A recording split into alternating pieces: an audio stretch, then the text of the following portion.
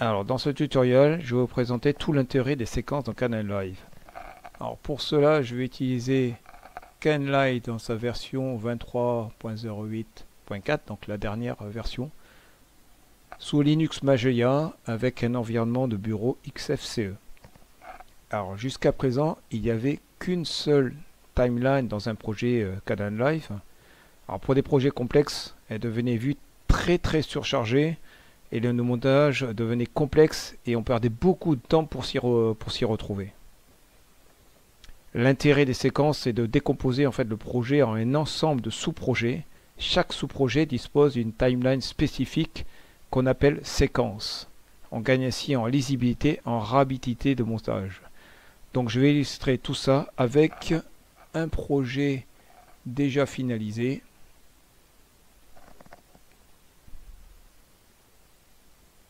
Et je vais en profiter pour vous montrer comment j'organise mes projets et quelles sont les différentes étapes que je suis tout au long du montage.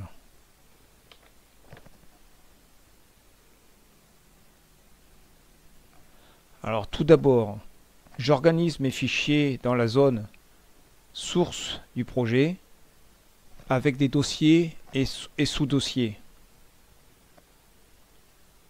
Alors que je crée à partir de cette icône, créer un dossier. Alors par défaut, je vais créer d'abord un dossier rush, qui comme son nom l'indique, il va contenir tous les rushs, qui sont eux-mêmes organisés en sous-dossiers. J'ai également un dossier générique qui va contenir tous les fichiers qui permettent de faire la petite animation en début de toutes mes vidéos. J'ai un autre dossier pour les titres de ma vidéo que je vais utiliser pour ma vidéo.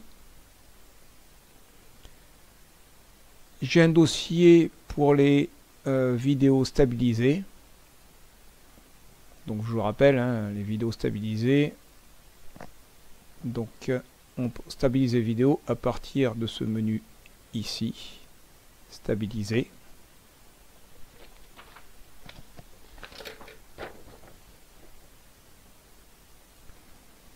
Et pour terminer, j'ai un dossier divers avec tous les autres fichiers qui ne rentrent pas dans les autres catégories, comme la piste audio par exemple. Et enfin un dossier séquence, ici, avec l'ensemble des séquences de ma vidéo, qui constituent ma vidéo. Revenons au principe des séquences. Il faut vous imaginer le déroulé de votre vidéo, le scénario en quelque sorte, et les différentes parties qui vont la constituer, qui seront autant de séquences. Mais pas seulement. Vous avez intérêt également à créer une séquence pour tout moment du montage qui nécessite un montage plutôt complexe, avec des effets et des multipistes. Exemple par ici, alors le thème de ma vidéo en fait, c'est le résumé de mes sorties en planche à voile en 2023. Donc les séquences que j'ai identifiées, elles sont... D'abord, il y a le générique de la vidéo. Il y a le début de la vidéo avec une séquence qui va s'appeler départ. La fin de la vidéo qui s'appelle arrêt, où là on va retrouver le générique de fin notamment. Une séquence avec un saut. Une autre séquence avec un empennage bâbord. Une autre séquence, un empennage tribord. Alors il y a une séquence qui est un petit peu particulière, que moi j'ai appelée sélection.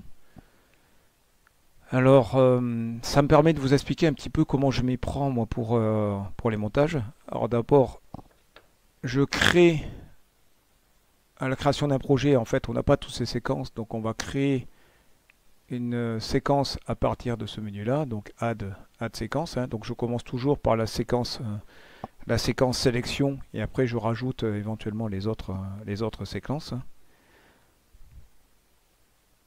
Alors dans cette séquence sélection, donc voilà la timeline qui est rattachée à la séquence sélection.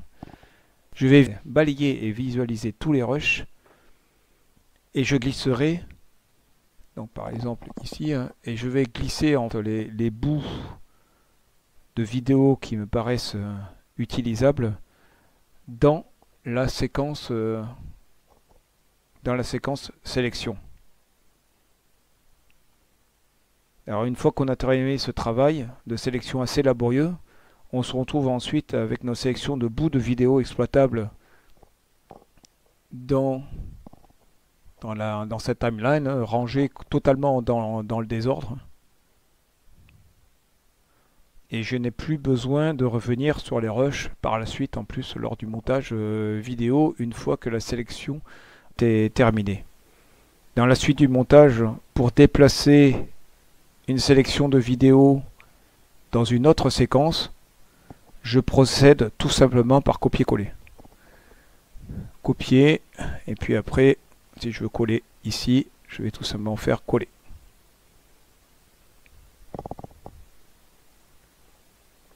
Ensuite, pour chaque séquence, donc si je viens par exemple sur le départ, ça va être un montage classique. Un montage tout ce qu'il y a plus classique. Donc je récupère les bouts de vidéo à partir de ma sélection, comme on a vu auparavant. J'organise tout ça à ma sauce. Je crée le nombre de pistes nécessaires à mon montage.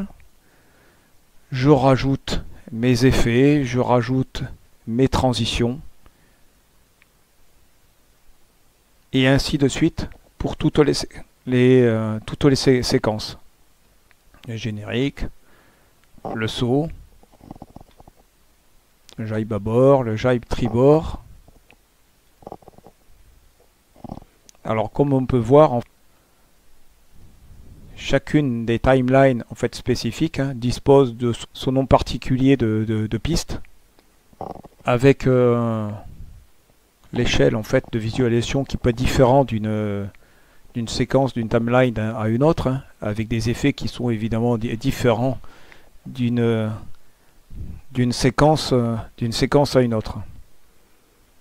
Alors quand j'ai fini tout ce travail de montage sur chacune des séquences, je reviens à la séquence principale, qui chez moi s'appelle, que j'ai renommé nommé main, et je glisse par drag and drop toutes les séquences sur la timeline main. Et je construis ainsi ma vidéo complète. Après, on peut fignoler l'ordre des séquences. On peut rajouter une bande son. Et on peut terminer en générant la vidéo en cliquant sur le bouton rendu. J'espère qu'avec ce tutoriel, vous aurez compris tout l'intérêt des séquences dans Kdenlive et je vous donne rendez-vous à un prochain tutoriel.